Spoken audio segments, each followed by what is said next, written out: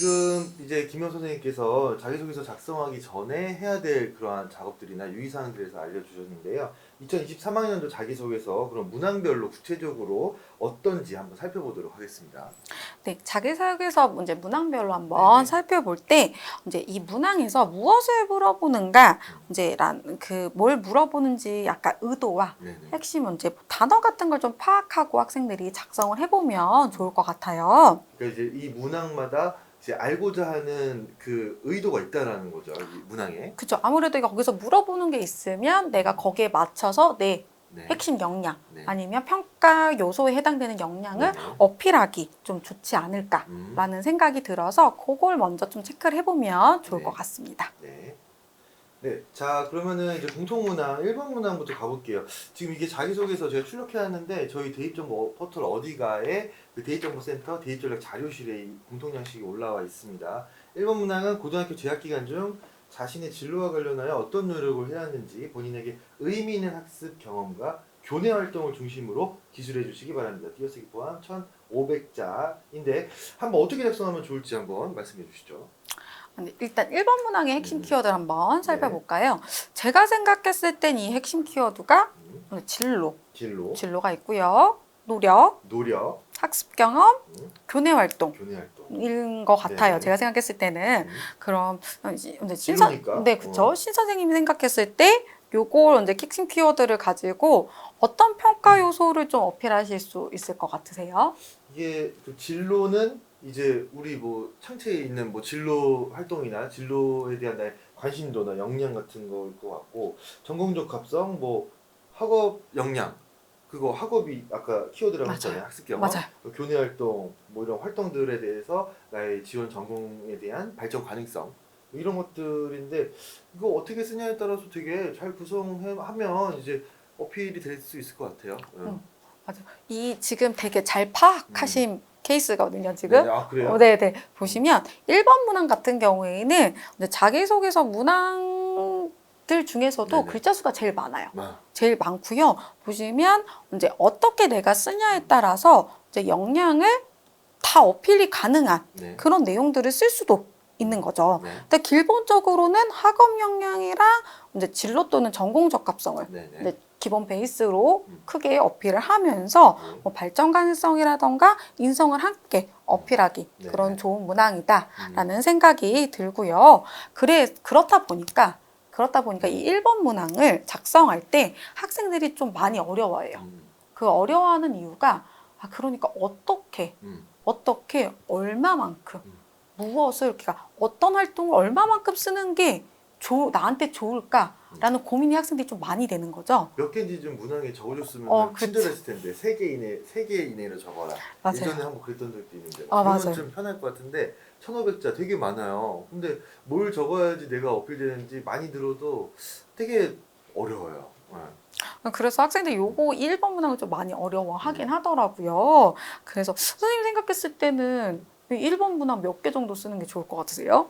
저는 이제 매직 넘버 3 3을 좋아해가지고요. 저는 1,500자니까 500자씩 딱 3개 하는 거 좋아하는데 하여튼 뭐 400자는 뭐 이렇게 표현으로 해주고 400자씩 또 매직 넘버 3 세 가지 활동.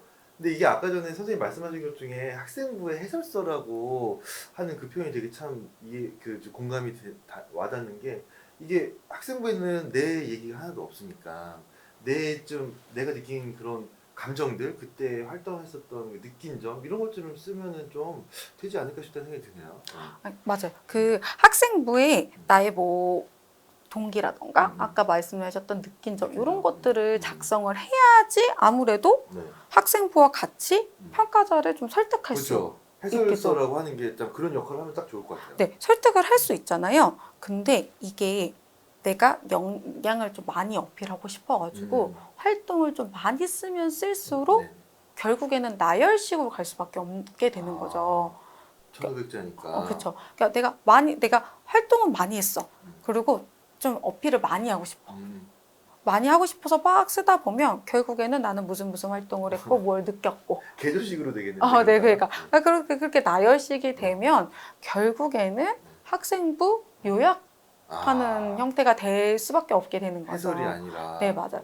그래서 학생들이 제가 생각했을 때는 그렇게 되면 결국에는 평가자의 설득력은 떨어지고. 나열만 하니까. 네, 맞아요.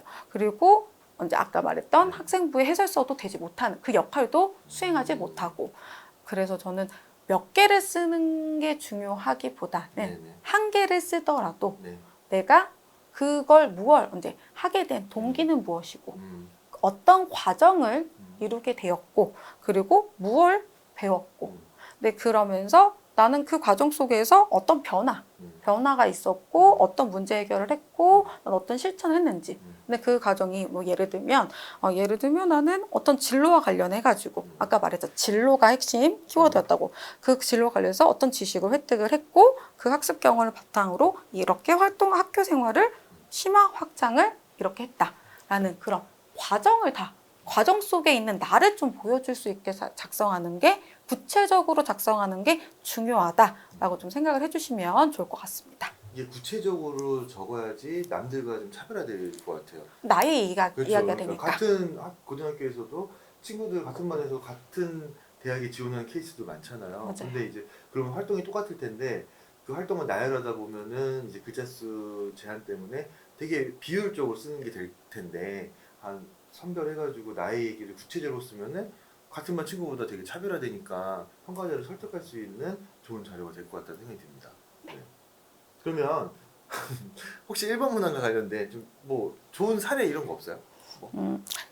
좋은 사례, 그러니까 이게 좋은 사례라고 표현하는 그냥 사례, 저스트 사례. 이게 아시겠지만 제가 앞에 설명 사람이 또 이거 보면은 또 광운대는 이렇게 뽑나 보다 막 이렇게 또 오해할 수 있으니까 그냥 편하게. 네.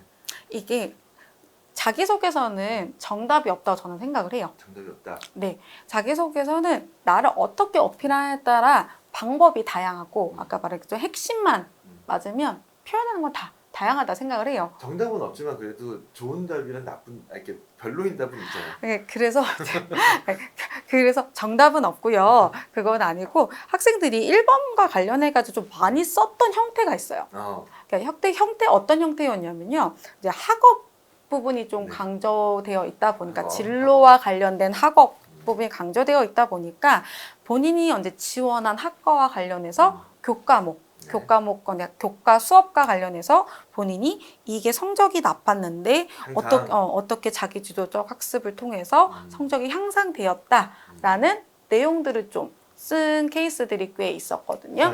우상향. 네, 그런다라고 했을 때 이렇게 작성했을 때 신 선생님이 느꼈을 때는 이 내용이 어떻게 느껴지시나요?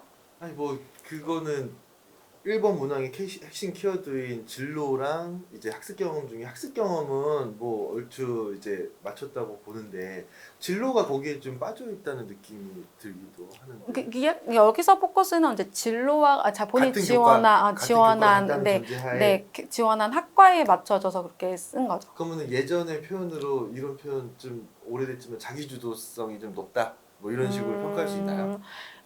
뭐 그렇게도 평가를 할 수 있는 부분이 있고요. 제가 여기서 이제 학생들이 많이 썼던 유형이라고 얘기했던 이유는 뭐냐면요. 사실은 이게 나쁜 케이스라는 게 아니라요. 이 케이스 같은 경우에는 이제 학생부 종합전이 정상적 종합평가고 여튼 지원한 학생들 내에서 상대평가거든요.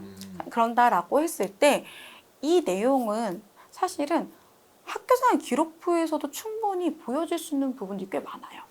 그러니까 그 교과서 발달사항에서 발달사항에서 향상됐는데 이게 자기주도 학습으로 향상됐는지 이런 것들을 설명을 해주는 거긴 한데 그 내용이 교과학습 발달사항 밑에 있는 세부능력 및 특기사항에도 내용을 선생님들이 그렇게 써주시거든요.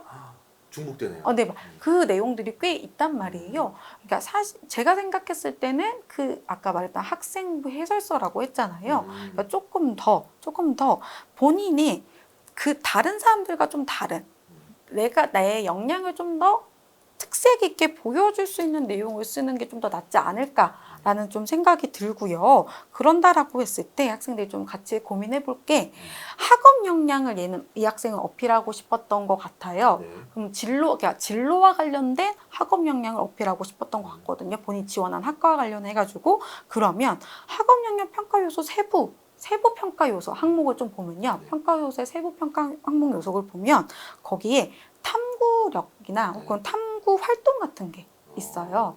그러면 그것까지 좀 같이 고려해가지고 본인이 했던 학교 활동이라던가 그걸 같이 어필해도 괜찮지 않았을까라는 좀 생각이 들었거든요. 이제 선생님 말씀을 들으면서 제가 느낀 거는 이제 학업 역량에 대한 그 부분은 이제 굳이 학생부에 있는데 여기다가 크게 막 너무 또 똑같은 내용을 중복되게 하는 것보다는 좀 약간 다르게 구성하는 방법도 좋지 않나라는 그 하나 가지가 좀 있을 것 같다는 느낌이 드는데요.